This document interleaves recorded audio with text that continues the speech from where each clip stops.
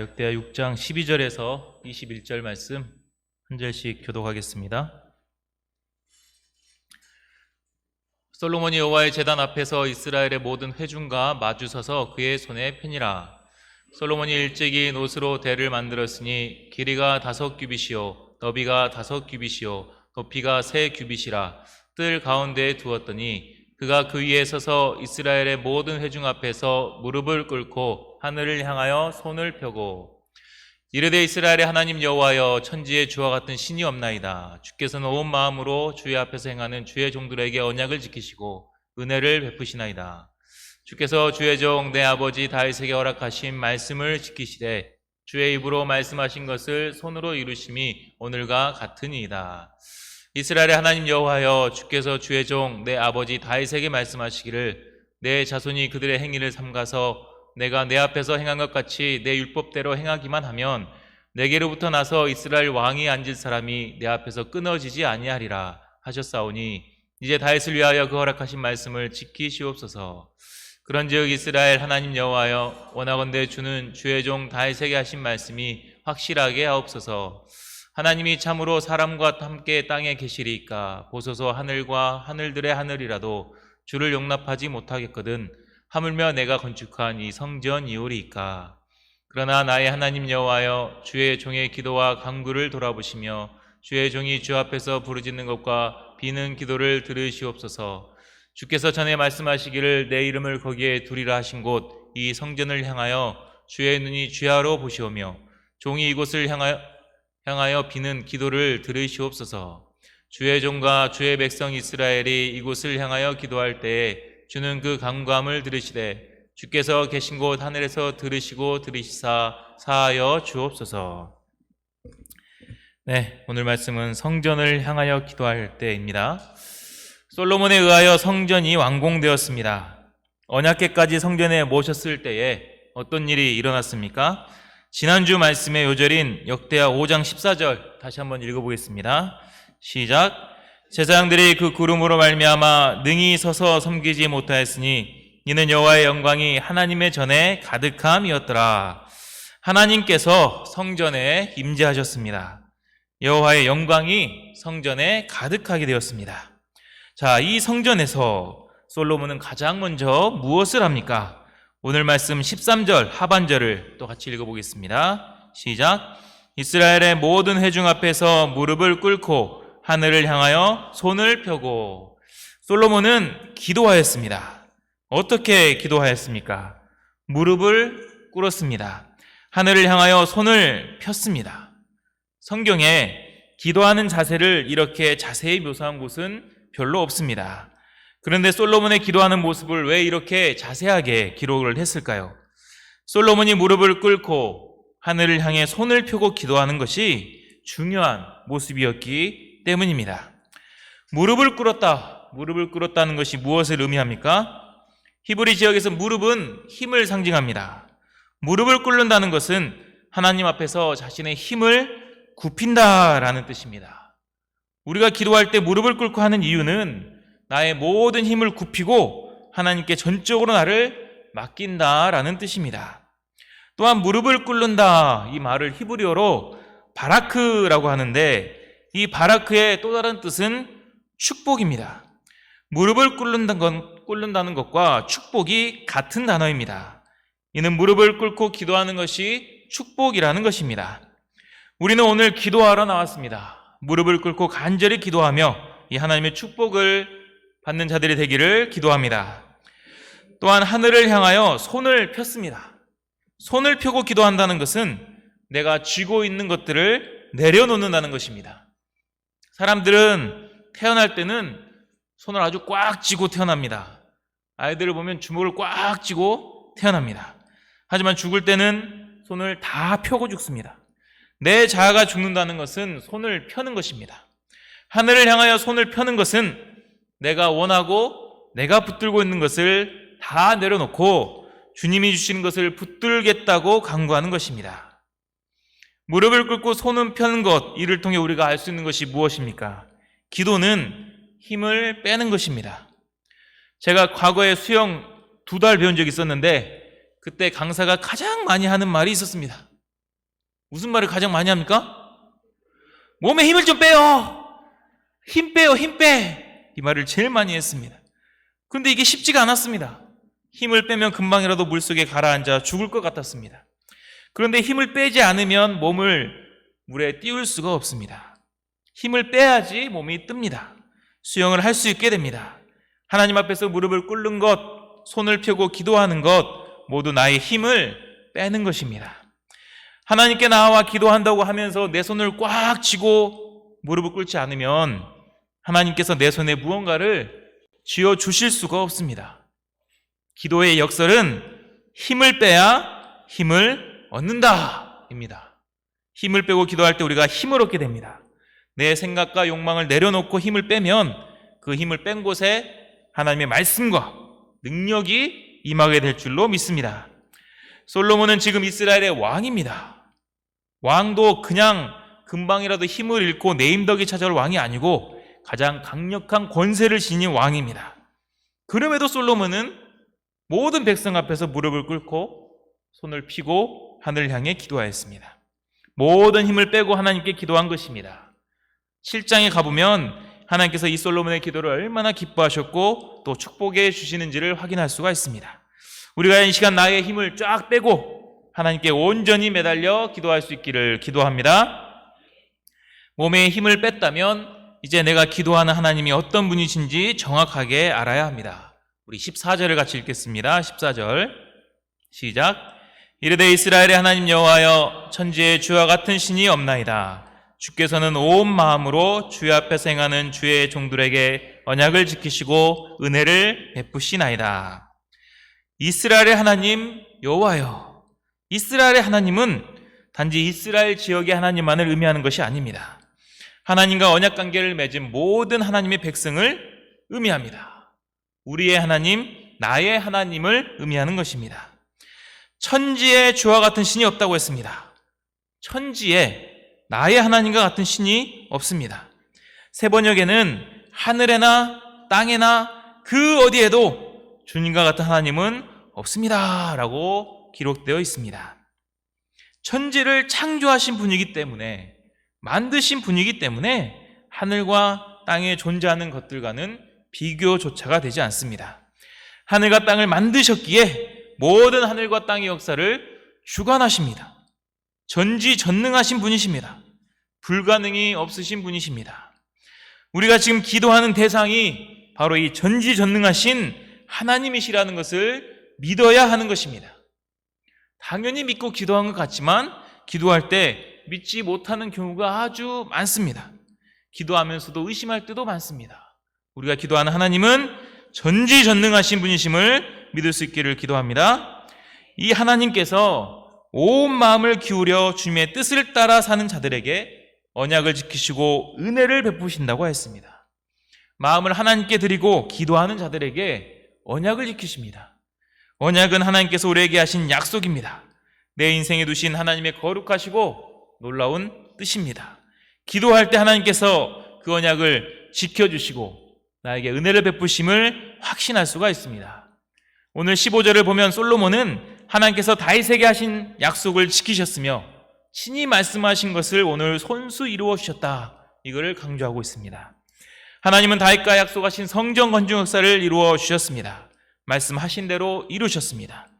약속을 지키신다, 하나님께서 신실하게 지키신다는 믿음이 있으면 우리가 현실이 어떠하든지 흔들리지 않고 기도할 수가 있습니다. 기도할 수 있는데 왜 걱정하십니까? 기도하면서 왜 염려하십니까? 이 찬양 가사 잘 아시잖아요? 이 찬양 가사처럼 우리가 염려하지 않고 걱정하지 않고 기도할 수 있는 이유는 하나님께서 언약을 지키시고 은혜를 베푸시기 때문입니다.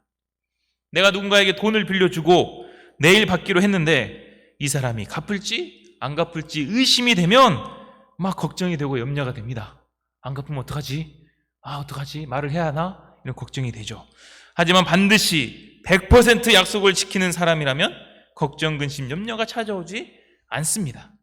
하나님은 언약을 지키시는 분이십니다. 은혜를 베푸십니다. 우리가 자꾸 약속을 어기고 깨뜨려서 문제지 하나님은 100% 지키시는 분이십니다. 이 하나님께 대한 확신 가운데 기도함으로 우리 마음의 걱정, 근심, 염려를 다 떨쳐낼 수 있기를 기도합니다. 21절을 읽겠습니다. 21절 시작. 주의 종과 주의 백성 이스라엘이 이곳을 향하여 기도할 때에 주는 그 간구함을 들으시되 주께서 계신 곳 하늘에서 들으시고 들으시사 사하여 주옵소서. 이곳을 향하여 기도할 때라고 말합니다. 이곳이 어디입니까? 이곳은 성전입니다. 솔로몬은 주의 종과 백성들이 어디에 있든지 성전을 향하여 기도할 때에 하나님께서 그 간구함을 들어주시도록 기도합니다. 왜 성전을 향하여 기도하라는 것일까요? 성전이 뭔가 신비한 곳이기 때문입니까? 아니면 성전을 향해 기도해야만 효력을 발휘하는 마법 같은 것이 있기 때문입니까? 그렇다면 우리는 어디에 있든지 광주광역시 북구 용봉동 139-27번지를 향하여 기도를 해야 합니다. 그죠? 또 우리 그렇게 기도하지 않습니다. 이 성전이 의미하는 곳, 어떤 곳입니까? 서론에서 말했듯이 성전은 지금 하나님이 임재하신 곳입니다. 하나님의 영광이 가득한 곳입니다. 성전을 향해 기도하는 것은 하나님을 향하여 기도하라는 뜻입니다. 하나님을 바라보고 기도하라는 뜻입니다. 당연히 우리는 기도할 때 하나님을 바라보고 하는 것이라고 생각할 수 있습니다. 하지만 하나님을 바라본다는 것은 앞에서 말했듯이 온 마음으로 주의 앞에서 행하는 것입니다. 온 마음, wholeheartedly, 나의 모든 마음을 기울여 하나님만 바라보는 것이 우리가 진정 하나님을 바라보는 것입니다. 나의 생각, 나의 뜻에 하나님을 끼워 넣는 것이 아니라 100% 하나님만 바라보며 기도해야 하는 것입니다. 오늘 양식 말씀인 예레미야 42장을 보면 사람들의 그릇된 기도 모습이 나옵니다. 바벨론 포로 시기에 유다의 남은 자들이 바벨론의 이 보복 공격을 두려워하고 있었습니다. 그래서 예레미야 선지자를 찾아와 기도를 부탁합니다. 하나님께 기도 좀 해주세요. 하나님께서 응답하시는 것이 좋든지 안 좋든지 우리가 무조건 순종하겠습니다. 이렇게까지 말을 합니다. 그래서 예레미야가 기도를 했고 10일 후에 하나님이 응답을 하셨습니다. 그 응답은 유다에 남으라, 유다 땅에 남으라 였습니다. 남아있으면 하나님께서 너희와 함께 하시고 보호하시고 구원하시니 바벨론을 두려워할 필요가 없다, 이렇게 말씀을 주셨습니다. 그런데 만약 너희들이 애굽으로 가게 되면 기근과 칼과 전염병으로 치시겠다, 경고까지도 분명하게 하셨습니다. 기도했고 하나님이 응답을 이렇게 주셨습니다. 그럼 어떻게 해야 됩니까? 순종해야죠. 자기들이 말했잖아요. 좋든지 좋지 않든지 무조건 순종하겠습니다. 유다에 남아라 했으면 그냥 남으면 됩니다. 그런데 유다에 남은 백성들은 어떻게 생각을 합니까? 전쟁도 없고 기근도 없는 애굽 땅으로 들어가야지 살리라, 이렇게 생각을 했다고 했습니다. 애굽 땅으로 가겠다고 합니다. 가면은 칼과 기근과 전염병으로 죽는다고 말을 했는데도 갑니다. 듣지를 않습니다. 그래서 예레미야 선지자는 이런 유다 백성들을 하나님 여호와의 목소리를 도무지 순종하지 않냐는 자들, 이렇게 표현을 했습니다. 도무지 말을 듣지 않습니다. 하나님께 기도하면서 나의 생각과 길을 미리 정해놓고 기도하면 유다 백성들처럼 될 수밖에 없습니다. 하나님이 내가 정해놓은 길을 잘 가도록 돕는 조력자에 불과해집니다. 언약을 지키시고 은혜를 베푸신 하나님께서 나도 알 수 없는 가장 베스트의 길로 인도하시고자 해도 도무지 듣질 않습니다. 하나님께서 때로는 무섭게 경고하셔도 설마하며 무시합니다. 이것은 하나님을 바라보고 하는 기도가 아닙니다. 나를 바라보고 하나님을 이용하는 기도입니다. 우리는 진정 하나님을 향하여 기도해야 합니다. 20절 말씀을 보겠습니다. 같이 읽어볼까요? 20절 시작. 주께서 전에 말씀하시기를 내 이름을 거기에 두리라 하신 곳 이 성전을 향하여 주의 눈이 주하로 보시오며 종이 이곳을 향하여 비는 기도를 들으시옵소서. 주의 눈이 주하로 보고 계시는 곳이라 했습니다. 주의 눈이 주하로 보고 계시기에 우리의 모든 것을 다 알고 계신다는 것입니다. 나의 현재 아픔과 슬픔, 고통도 다 아십니다. 마태복음 6장 8절에서는 너희가 구하기 전에 너에게 있어야 할 것을 하나님 너희 아버지께서 아시느니라 라고 말씀하셨습니다. 나에게 필요한 것을 하나님이 이미 다 아십니다. 그러므로 나를 주야로 보고 계시는 이 하나님을 향하여 우리는 기도해야 하는 것입니다. 나의 온 마음을 들여 하나님께 기도해야 하는 것입니다. 지금 이 시간 금요 기도의 시간에 주의 전에 나온 여러분들의 기도 제목을 하나님께서 다 알고 계십니다. 세상 사람들이 놀고 먹고 마시는 시간에 기도하러 나온 여러분들을 하나님이 가장 기뻐하실 줄 믿습니다. 우리의 기도를 들으시고 하나님을 굳게 믿고 하나님을 바라보며 기도할 수 있기를 기도합니다. 사람을 바라보지 아니하고 또 나의 현실을 바라보지 않고 하나님만을 향하여 기도할 때에 그 기도는 반드시 응답될 줄로 믿습니다. 지난 스텝 수양회에서 미국 남장로교 선교사님들의 발자취를 따라 군산, 강경, 전주 지역에 있는 이 선교 유적지를 탐방했습니다. 선교사님들이 호남 지역에 가장 먼저 발을 디딘 곳들이었습니다. 이곳에서 시작된 복음이 우리 광주까지 흘러 내려온 곳입니다. 처음 7인의 선발대 선교사님들이 1892년 10월에 전주 땅을 밟았습니다. 전주에 처음 복음 스테이션을 만들고 복음 역사를 섬기시고 1940년까지 48년 동안 이 선교사님들이 남도를 위하여 헌신하였습니다. 남도는 지금도 다른 지역에 비해서는 낙후되어 있지만 그 당시도 낙후되어 있었습니다. 호남 평야와 해안, 산들, 섬들 사이에 꾸불꾸불한 길밖에 없었습니다. 그래서 선교사님들의 가장 많은 병이 발병이었습니다. 남도 선교사님들의 편지나 글들에서 보면 유독 발이 너무 아팠다라는 표현이 많았다고 했습니다. 이렇게 걸어다니며 복음을 전한다고 누군가 환영해 주지도 않았습니다. 조선 사람들은 무리했고 폭력을 휘둘리기도 했다고 기록하였습니다. 당시에 외국인은 전라도 지역에 법이 있었는데 밤이 되면 성 밖에 나가서 자야 된다는 이상한 법이 있었다고 했습니다. 그래서 숙소를 구하기가 힘드니까 구한 숙소도 빈대와 벼룩 같은 벌레들이 막 넘쳐나는 숙소였다고 했습니다. 그럼에도 묵묵히 복음을 전할 수 있었던 것은 사람을 보지 않고 환경도 보지 않고 하나님만 바라보았기 때문이라고 했습니다. 전능하신 하나님, 복음 전파를 기뻐하시고 길을 내어주시는 하나님을 바라보며 묵묵히 복음을 전했습니다. 그럴 때 그 복음의 씨앗이 열매를 맺었습니다. 같은 남장로교회에서 배사라 선교사님이 후속 선교사로 오셨고 우리 UBF가 만들어졌고 대학생들에게 복음이 전해졌습니다. 63년이 지난 지금 우리가 그 열매들이 또 되었습니다. 저는 선교 투어 설명을 해주시는 목사님에게 들었던 말 중 가장 감명 깊은 말은 이 선교사님들이 무언가를 계획하거나 자신의 뜻을 세우거나 하지 않았다는 것입니다. 이렇게 선교 역사를 섬기면 이런 사람이 배출되겠지? 손양호 목사님 같은 사람이 나오겠지? UBF 같은 모임이 이루어지겠지? 라고 계획하지 않았습니다. 자신의 생각과 뜻을 먼저 앞세우지도 않았습니다. 대부분의 여기 선교사님들은 믿음의 열매들을 보지 못하고 소천하기도 했습니다. 하지만 하나님만 바라보고 묵묵히 복음을 전했을 때 놀라운 일이 펼쳐졌습니다. 30배, 60배, 100배를 넘는 결실을 맺게 되었습니다.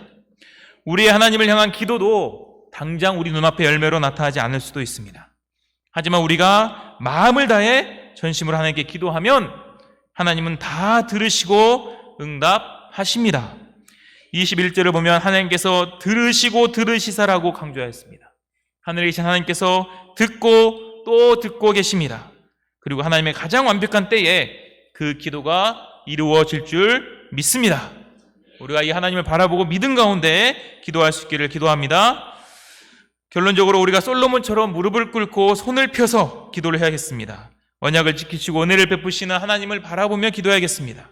무엇보다 전능하신 하나님을 온 마음으로 향하며 기도해야겠습니다. 그럴 때 우리의 기도를 들으시고 응답하시며 크고 놀라운 일을 체험하게 하실 줄로 믿습니다. 기도하겠습니다. 하나님 아버지, 오늘 역대하 말씀을 통하여서 솔로몬의 기도를 배우게 하심에 감사합니다. 우리 또한 하나님 앞에 나와 기도하러 나왔습니다. 무릎을 꿇고 우리의 손을 펴고 하나님께 간절히 기도하게 도와주십시오. 언약을 지키시고 은혜를 베푸신 하나님을 저희가 온 마음을 당하여서 바라보며 기도할 수 있도록 도와주시기를 기도합니다. 하나님의 뜻을 우리 뜻에 맞추는 것이 아니라 우리가 하나님의 뜻에 전적으로 순종하며 기도할 때에 가장 우리를 베스트 길로 인도하시고 우리에게 기도의 응답을 체험하게 하시며 우리 마음에 기쁨이 넘치게 하실 줄로 믿습니다. 우리가 이 기도의 자세를 배워서 오늘도 뜨겁게 주님을 향하여 기도할 수 있도록 도와주시옵소서. 감사하며 예수님의 이름으로 기도합니다. 아멘.